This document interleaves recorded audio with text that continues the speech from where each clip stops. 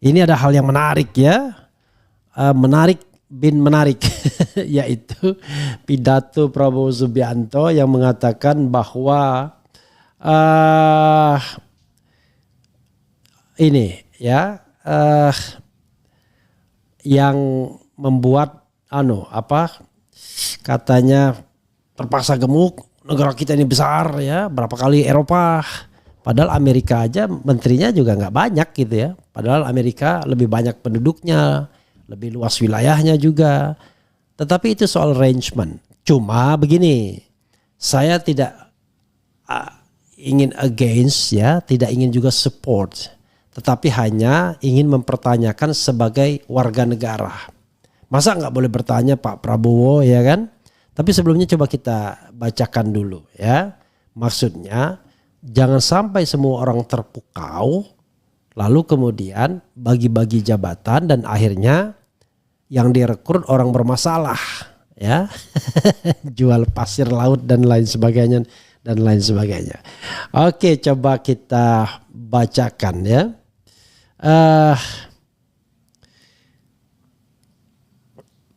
Jadi coba kita bacakan apa yang dikatakan dan dituliskan ya media. Dikatakannya tadi sudah ya, tapi yang dituliskan media coba. Prabowo ungkap alasan bentuk kabinet gemuk. .2 negara kita besar bung ya. Kemudian coba kita bacakan. Tempo.co Jakarta, Presiden terpilih Prabowo Subianto mengungkapkan alasannya membentuk kabinet pemerintahan yang lebih besar dibanding pada pemerintahan periode terdahulu. Menurut dia kabinet yang gemuk itu diperlukan untuk membangun pemerintahan yang kuat. Terpaksa koalisinya besar, nanti akan dibilang wah kabinet Prabowo gemuk banyak. Ya negara kita besar bung, katanya saat menghadiri forum BNI Investor Daily Summit 2024 dipantau dari YouTube Investor Daily TV dikutip pada Kamis 10 Oktober 2024. Dia mencontohkan Timor Leste yang hanya memiliki sekitar 1,3 juta penduduk tetapi jumlah menteri kabinetnya mencapai 28. Menurut Prabowo hal itu terjadi lantaran adanya koalisi di pemerintahan tersebut. Oke, koalisi kata kuncinya. Kalau kita negeri otoriter hanya satu partai ya bisa jalankan negara ini hanya dengan 20 sampai 24 menteri ujarnya. Oke. Negeri otoriter. Namun Prabowo menyatakan tidak menginginkan kondisi itu terjadi sebab menurut dia pemimpin itu semestinya bisa membawa dan memelihara kerukunan. Dia mengatakan bahwa telah mengambil sikap untuk menjunjung tinggi persatuan dengan merangkul semua kekuatan. Lewat cara itu ujarnya dapat berbentuk suatu kolaborasi dan kerukunan di Indonesia. Gawat. Karena itu Prabowo berujar bahwa dirinya harus merangkul semua kelompok sehingga masing-masing pihak memiliki perwakilan dalam kabinetnya nanti. Semua kelompok harus ada perwakilan dari Indonesia Timur, Barat, Tengah, dari suku A, suku B ucapnya. Oke. Gak apa-apa ya Pak Prabowo, saya ngasih catatan ya. Jangan terlalu risau. Ini cuma catatan orang yang tidak ingin jabatan apa-apa dari Bapak ya, dari Anda. Jadi gak perlu dikhawatirkan saya lagi sedang cari muka. No ya. Saya sudah bilang bahwa saya tidak akan ikut dalam pemerintahan even kalau ditawari jabatan apapun ya. Mulai dari jabatan tertinggi sampai jabatan terendah ya. Karena saya mengatakan saya akan berada di sisi society ya. Oke, tapi sebelumnya terima kasih Ibu Popi ya yang sudah memberikan lagi topi kepada saya. Banyak sekali topi saya jadinya. Bu Popi, tapi ada bling-bling juga topinya, lumayan lah ya. Ada garis-garis sedikit agak membedakan dengan topi hitam lainnya. Nah, Sobat Era sekalian ya. Jadi siapapun yang memberikan sesuatu saya ucapkan terima kasih secara langsung di sini ya. Jadi Sobat Era sekalian, ada beberapa hal yang ingin saya garis bawahi. Pertama, dia mengatakan koalisi. Orang bilang oposisi itu nggak ada dalam sistem pemerintahan presidensil, dalam pemerintahan ini dalam Undang-Undang Dasar 45. Tapi giliran koalisi diakui. Padahal koalisi dan oposisi itu adalah two side in one coin dalam sistem pemerintahan parlementer. Nah, kalau Anda menyebut koalisi, maka harus diakui kalau ada yang beroposisi. Itulah namanya dua sisi dari mata uang yang sama. Tapi tentu koalisi dan oposisi dalam pemerintahan presidensial itu berbeda dengan koalisi dan oposisi dalam sistem pemerintahan parlementer. Oke? Itu yang harus kita pahami ya. Berbeda tentunya ya. Koalisi dan oposisi dalam sistem pemerintahan parlementer dengan koalisi dan oposisi dalam sistem pemerintahan presidensial. Itu satu. Jadi Pak Prabowo kalau bicara mau membentuk koalisi, maka biarkanlah kalau ada partai yang mau beroposisi. Karena itu sama sahnya. Koalisi itu menjaga persatuan pemerintah, tapi koalisi menjaga kewarasan. Bisa jadi perspektif oposisi itu jauh lebih jernih karena tidak punya kaitan dengan bagi-bagi kekuasaan. Itu satu poin Pak ya. Oke. Poin kedua bicara mengenai perwakilan. Semua kelompok harus ada perwakilan. Dari Indonesia Timur, Barat, Tengah, suku A, suku B ucapnya. Kalau kita cara berpikirnya begitu, apa gunanya perwakilan rakyat? Jadi kita harus bedakan antara eksekutif dan legislatif. Ya. Ini kan pelajaran tata negara yang mudah sekali. Representativeness itu dituntut di lembaga legislatif. Itulah sampai 2 kamar, bicameral system. Ya. Ada DPR, DPD. Dua-duanya mewakili rakyat sesungguhnya. Mewakili suku, mewakili ruang, mewakili tempat-tempat yang jauh di Indonesia. Sehingga all territories itu terwakili dalam wadah aspirasi rakyat yang bernama DPR, DPD. Yang kemudian bersatu di MPR. Tetapi untuk eksekutif tidak dibutuhkan, tidak menjadi sebuah yang wajib untuk memperhatikan keterwakilan. Sehebat apapun Anda membuat keterwakilan, kan gak mungkin merekrut 700 menteri seperti DPR dan DPD, kan gak mungkin. Kan paling banyak cuma 40 menteri saja. Gak mungkin. Jumlah suku kita saja udah lebih, ya kan? Jumlah penutur bahasa saja sudah lebih. Jadi itu bukan yang utama dalam membentuk kabinet. Dalam membentuk yang kabinet itu adalah dibutuhkan orang-orang yang punya 3 saja sebenarnya. Profesionalitas, nomor 2 sih itu. Pertama dulu integritas, ya kan? Kedua profesionalitas, ya kan? Kemudian kapasitas. Profesionalitas dan kapasitas ya mungkin bisa iya bisa tidak. Tetapi bisa sama. Tetapi saya ingin membedakan slightly different. Ya, antara profesionalitas dengan kapasitas. Integritas must come first, ya kan? Jadi begitu Pak Prabowo ya, presiden kita semua ya. Jadi saya menggarisbawahi bahwa kalau Anda mengakui koalisi, Anda harus akui juga oposisi. Karena itu two side in one coin.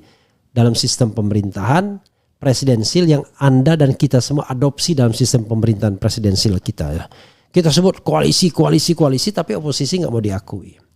Dan yang kedua adalah representativeness itu adalah kewajiban dalam pembentukan lembaga legislatif baik DPR maupun DPD. Itu 2. Jumlah menteri itu tidak dikaitkan dengan besar kecilnya negara. Amerika Serikat menterinya cuma belasan saja. Di bawah 20. Oh itu karena negara federal. Katanya kita negara otonomi dengan arrangement federasi. Ya kan? Kan undang-undang kita kan memberikan lebih banyak kewenangan kepada daerah. Jadi kalau seandainya kita tidak memiliki menteri yang jauh lebih banyak misalnya. Kan ada gubernur, bupati, wali kota yang dipilih secara demokratis juga. Maka kita bilang sebenarnya di dunia ini sih a big decentralization to Indonesia. Coba bayangkan pemilihan umumnya itu yang serentak tuh 500-an lebih. Itu hanya di Indonesia, yang lainnya nggak ada. Jadi kita big decentralization. Lalu mengapain orang-orang yang mau ini? Semua teritorial negara tersebut udah habis dengan provinsi dan bupati wali kota. Nah, yang didorong harus cari bupati wali kota gubernur yang profesional, berintegritas dan punya kapasitas, ya, punya kapabilitas, kan begitu. Bukan yang sontoloyo yang dicari. Jadi jumlah menteri itu tidak, it doesn't mean bahwa makin banyak makin hebat, makin efektif. No. Nanti makin banyak tumpang tindih, makin banyak masalah. Jangan lupa setannya itu di detail, ya. Kalau gede-gede itu biasanya belum ada masalah. Padahal nanti kalau dipecah-pecah kementeriannya, setahun tuh nganggur tuh kementerian itu. Menterinya sih warawiri, tapi birokrasinya bisa nganggur. Kenapa? Karena birokrasinya akan menunggu apakah dia akan naik pangkat atau tidak. Atau yang sudah menjabat eselon 1 apakah masih dipertahankan di sana atau tidak. Mulailah penjilat-penjilat akan datang kan kepada menterinya. Agar kemudian mendapatkan jabatan. Wah, parah pokoknya. Ya. Tetapi sekali lagi bukan berarti kemudian saya kemudian tidak mendengarkan apa yang dikatakan Presiden terpilih Prabowo Subianto. Mendengarkan. Saya hanya mengatakan menggarisbawahi saja. Dan kalau tidak begitu nyaman, nggak usah didengarkan, nggak apa-apa. Tapi intinya adalah harus ada orang yang mengingatkan dari awal tentang paradigma berpikir itu jangan sampai keliru, ya. Jangan sampai kemudian sila ketiga itu diagung-agungkan sampai lupa kita sila-sila lainnya, yaitu antara lain sila tentang demokrasi, sila tentang keadilan sosial dan lain sebagainya dan lain sebagainya. Begitu, bro, ya. Jadi ngeri-ngeri sedap ya, yang jelas ya. Kabinet gemoy.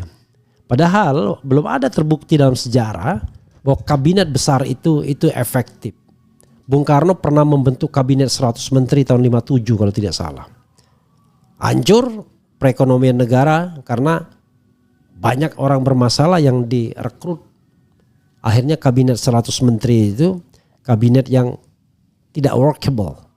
Karena kebanyakan menterinya, Prabowo tidak kebanyakan. Lah katanya mau diwakili semua penduduk Indonesia. Jadi saudara sekalian, ya kita hanya mengingatkan saja. Kemudian didengarkan syukur, tidak didengarkan enggak apa-apa juga. Tapi from the beginning saya sudah mengingatkan, ya. Tidak semudah itu, bro, ya. Pasti kan tidak semudah itu, benar kan? Tidak semudah itu. Buktinya 10 tahun Mulyono menjadi pemimpin kabinet, hancur negara kita. Dari sisi makroekonominya kan gak karu-karuan. Utang luar negeri sampai 8.000 triliun. Padahal peninggalan SBY mulai dari Bung Karno sampai SBY cuma 2.600 triliun. Berarti dia nambah 5.000 triliun lebih. Kan itu persoalannya, ya. 5.800 triliun lebih dia tambah. Tuh.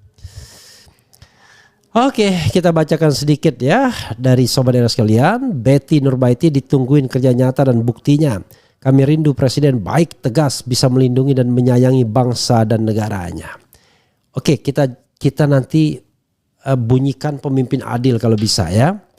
Karena kita dedikasikan lagu pemimpin adil untuk Prabowo Subianto ya, biar dia ingat juga bahwa perlu ya.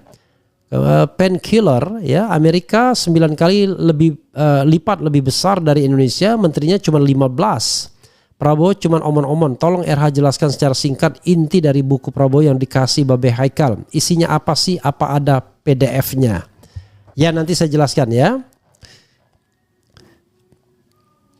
Tokoh seperti Pak Refli ini harusnya malah menawarkan diri masuk pemerintahan. Jangan malah janji nggak mau jabatan.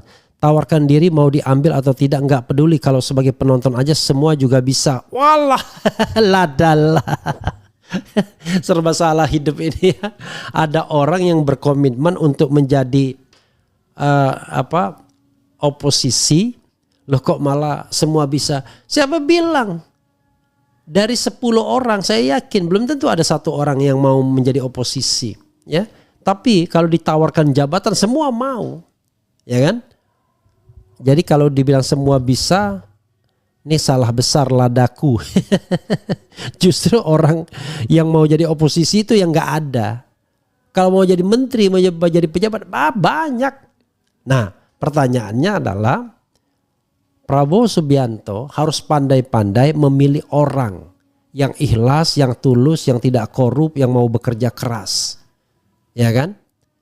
Tetapi saya nggak yakin.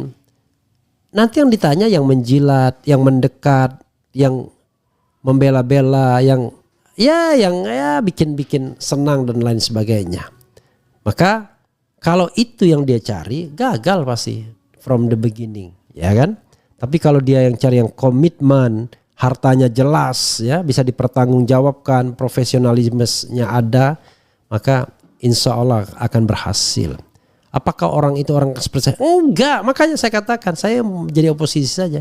Orang tersebut harus dicari yang terbaik di antara kita, primus inter pares. Misalnya Anda ingin mencari siapa sosok menteri hukum yang cocok, siapa jaksa agung yang paling cocok, ya cari orang yang terbaik, yang jelas komitmennya, jelas ilmunya, jelas integritasnya. Kan begitu.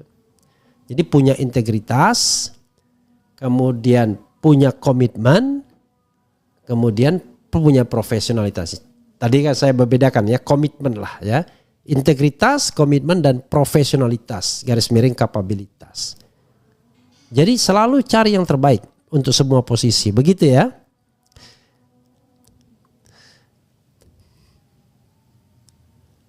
Kemudian lanjutkan Bang Era, insya Allah ridho ya.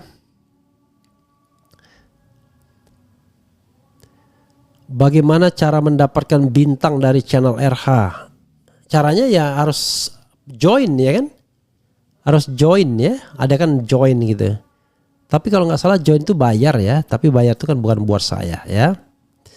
Kemudian Teguh Santoso. Di negara sebesar AS saja cuma butuh tidak lebih dari 20 anggota kabinet menteri dan setara menteri. Ukuran kabinet itu bukan mengukur besarnya negara tapi seberapa efektif pemerintahan dijalankan. Ya setuju ya.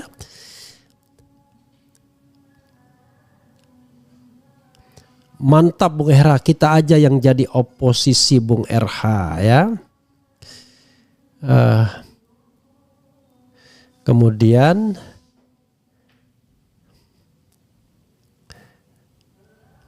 jadi gini ya, saya mengapresiasi Teguh. Buktikan ke Pak Prabowo kalau Pak Refli bukan hanya omon-omon saja di podcast. Tawarkan diri kalau perlu, milih jabatannya yang Anda mau. Terima syukur, ditolak ya udah gitu, biar netizen juga perlu bukti. Allahu Akbar. Itu bukan tipe saya minta jabatan ya. Ya, keyakinan saya melarang meminta jabatan. Itu satu. Dan tidak ada istilahnya saya meminta jabatan, ya. Nah, tetapi kenapa saya kemudian mengatakan saya pasti akan menolak, biar tidak muncul fitnah seolah-olah kalau mengkritik itu mau minta jabatan, ya. Begitu sobat era sekalian. Tapi bagaimana kalau dimintai pendapat, masukan dan lain sebagainya? Iya, pendapat, masukan dan lain sebagainya kita berikan. Apa susahnya memberikan pendapat dan masukan ya? Bagaimana kalau kemudian ditunjuk tim ad hoc misalnya? Tim ad hoc nggak ada masalah. Yang tidak ada adalah jabatan. Karena itu terkait dengan komitmen. Seperti Faisal Basri misalnya. Dia ketua tim ad hoc yang bekerja hanya 1 bulan saja. 2 bulan. Ya kan? Tapi lebih dari itu dia tidak mau. Karena apa? Karena dia pengen jadi manusia bebas. Bebas mengkritik salah satunya. Kan begitu ya. Oke, bagus Bung RH, oposisi itu harus ada, jangan semua jadi koalisi, tunduk dan patuh. 32 tahun Pak Harto saja ada oposisi, meski agak serem, tahu-tahu hilang, wakakakak. Bang, kata Kodari kok Jokowi tidak bisa diadili, Gibran tetap bisa dilantik acara di LLC Bang, makasih. Ya itu kan kata Kodari, kalau kata saya ya bisa. Kan different a person will be different perspective, wajar saja ya. Dia pro Jokowi Mulyono ya tentu dia harus ngomong begitu. Kalau saya tidak. Saya tidak benci sama Jokowi dan beliau. Saya ingin menegakkan demokrasi sebaik-baiknya dan seluruh-luruhnya. Maka siapa yang menyimpang dari demokrasi, good governance, clean government, pasti saya kritik. Tapi kalau mereka komit dengan dua hal itu, saya dukung. Makanya saya katakan, ketika Prabowo Subianto mengatakan akan memberantas korupsi, saya dukung, sangat sedukung.